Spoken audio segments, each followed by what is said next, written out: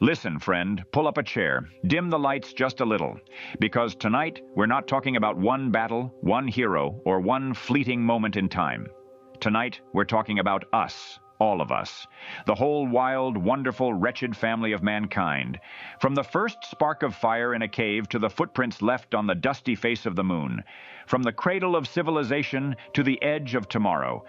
This is the story of humanity, every triumph that made the angels cheer, every shame that made the heavens weep. And how, in the end, love might still have the final word, if we let it. It began in the dust, didn't it? A handful of curious primates on the plains of Africa who looked up at the stars and wondered. They didn't have claws like the lions or wings like the eagles, but they had something better, imagination. And with it, they reached. They tamed fire, brought the sun down to earth, and kept the darkness at bay. They planted seeds and watched life grow where none had before. They built cities that touched the clouds, the pyramids of Giza, standing defiant against time, the Great Wall snaking across mountains, the soaring cathedrals of Europe with their stained glass windows telling stories in light. Oh, the feats, the amazing feats. Think of it. In 1492, a stubborn Italian sailor with 3 rickety ships crossed an ocean everyone said would swallow him whole. Columbus didn't just find a new world, he ignited the age of exploration. Centuries later, a handful of dreamers in a place called Kitty Hawk strapped themselves to a fragile contraption of wood and canvas and flew. The Wright brothers gave us wings. Then came the roar of jet engines, the miracle of vaccines that conquered diseases once thought to be divine curses, the library of human knowledge we now carry in our pockets, and the moon. Ah, the moon. July 20th, 1969. While the world held its breath, 3 men in a tin can hurtled through the void. Neil Armstrong, Buzz Aldrin, and Michael Collins. One small step for a man, one giant leap for mankind. They planted a flag not for conquest, but for curiosity.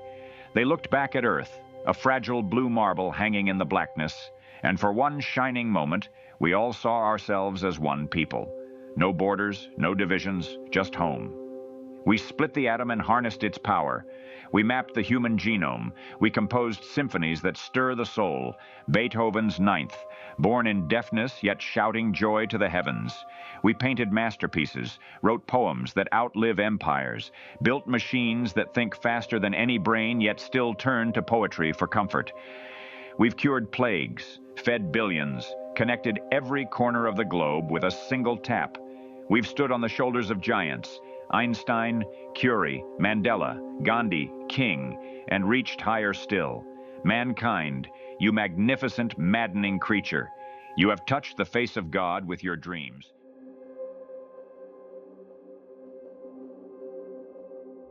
But wait, the rest of the story demands honesty, because for every leap toward the stars, there have been plunges into the abyss. The same hands that built pyramids built gas chambers. The minds that split the atom dropped it on cities, turning innocence into shadows on walls. We've waged wars without end. The mud-choked trenches of the Somme, where a generation was fed into the machine guns. The killing fields of Cambodia. The horrors of the Holocaust, where 6 million souls were systematically erased. The slave ships that crossed oceans with cargo more precious than gold. Human beings in chains. We've invented new ways to hate every single century. Genocides, crusades, colonial empires that carved up continents like birthday cake, leaving scars that still bleed. Greed. Oh, the greed. We've poisoned our own rivers for profit, clear-cut ancient forests that took millennia to grow.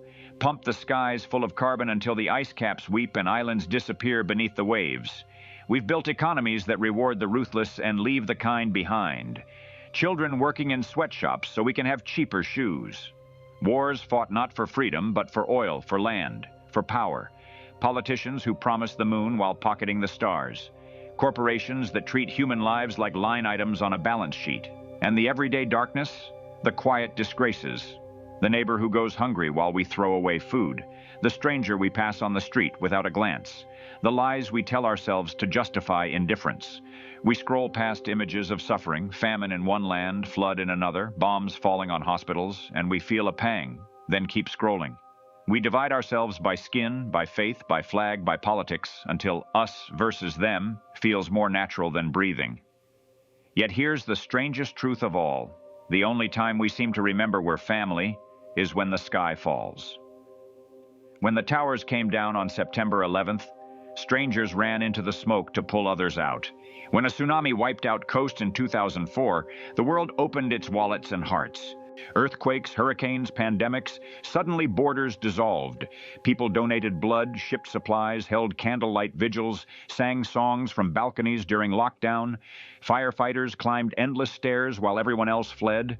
Doctors and nurses worked until they dropped. Volunteers drove through the night with truckloads of water and diapers. Why? Why must tragedy be the glue that holds us? Why do we need rubble and tears before we extend a hand? In the rubble of fallen cities, in the aftermath of unspeakable loss, we catch a glimpse of who we were meant to be. Helpers, brothers, sisters. For a few precious weeks or months, the greed quiets. The hate takes a back seat. Love, messy, imperfect, urgent love, steps forward. And then the cameras leave, the headlines fade, and we go back to our corners, back to the divisions, back to forgetting. It's enough to break your heart. Now imagine, if you will, a silence falling over the whole earth. Not the silence of death, but the hush before something sacred. The kind of quiet that makes every heart pause mid-beat. A light appears, brighter than any sun, yet it doesn't blind. It warms, and from that light steps a figure, not in thunder and lightning, not with armies or trumpets, but with the quiet authority of perfect love. The scars are still visible on his hands and feet. His eyes carry galaxies of sorrow and oceans of compassion. He looks at us, all of us, the brilliant and the broken, the heroes and the villains, the ones who built the rockets and the ones who dropped the bombs, every king and every slave, every saint and every sinner. And he speaks, not in anger, though he has every right. His voice is the sound of a father who has waited up all night for a wayward child. My children, why? Why did you kill my son? The question hangs in the air like the last note of a funeral dirge. You can almost hear the collective gasp across continents. The inventors, the warriors, the artists, the tyrants, they all stand exposed. The crucifiers in Roman armor, the mobs shouting, "Crucify him!" The ones who stood by and did nothing, the ones who still do nothing today. We sent you love incarnate, he continues, tears tracing paths down a face that has known every grief we've ever inflicted. We sent you the Word made flesh, walking among you, healing your sick, feeding your hungry, teaching you to love your neighbor as yourself. And you mocked him, you whipped him, you nailed him to a tree between two thieves. You thought you could silence the light. A long pause. But even then, even in that moment of ultimate betrayal, he forgave you. Father, forgive them. They know not what they do. That was the prayer from the cross. That is still the prayer today. The figure, God himself, come down in the person of the Son, spreads his arms. Scars gleaming. I love you. Still, always. Not because you deserve it. You don't. None of you do. But because love is who I am. I created you for more than this endless cycle of glory and shame. I created you to walk with me, to build, not destroy, to heal, not harm, to love without limits. His voice grows urgent now, pleading like a father watching his children play near a cliff's edge. But you must change, and soon, sooner than later. The clock is ticking. Not because I am running out of patience, but because you are running out of time. Stop the greed that devours your souls and your planet. Stop the hate that turns brother against brother. Put down the weapons, literal and figurative.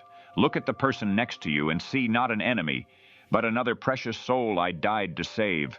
Love more, help more, forgive more. Reach across every divide. Feed the hungry not just when cameras roll, but every day. Care for the widow, the orphan, the stranger. Steward this earth I gave you. Use your incredible gifts, your science, your art, your courage, not for domination, but for life.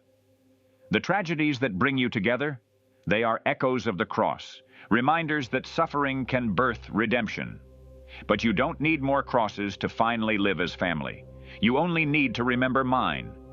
I am here. I have always been here, waiting, hoping, ready to walk with you again. The choice is yours. Choose life. Choose love. Choose me. And with that, the light begins to fade.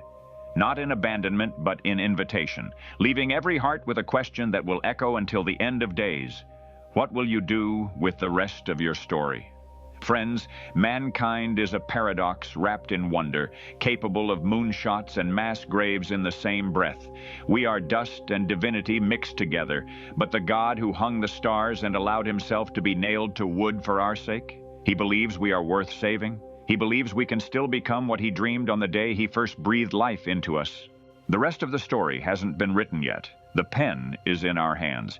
Will we keep repeating the old chapters of division and despair, or will we finally turn the page together toward a future where love leads, where help is habitual, where every small act of kindness builds the kingdom we were meant for?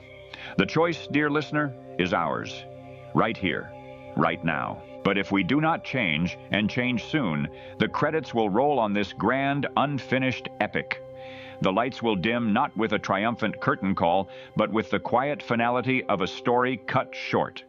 The same hands that reached for the moon will have pulled down the stars instead. The greed we refuse to tame will devour the last forests, poison the final rivers, and choke the skies until the blue marble we once admired from space becomes a barren rock spinning silently in the void. The hate we nursed in our hearts will ignite the last wars, fought not with swords, but with weapons that leave no victors, only ashes and echoes.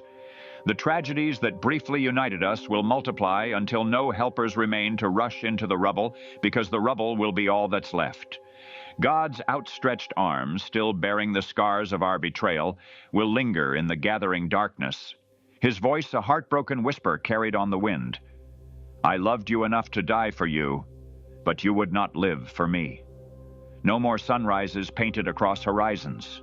No more symphonies rising from the soul. No more children laughing in fields that once bloomed. Just the end, cold, irreversible, and utterly unnecessary. The final chapter closed not by fate, but by our own stubborn refusal to turn the page toward redemption. Friends, the pen is still in our hands. The author of life has not yet set it down.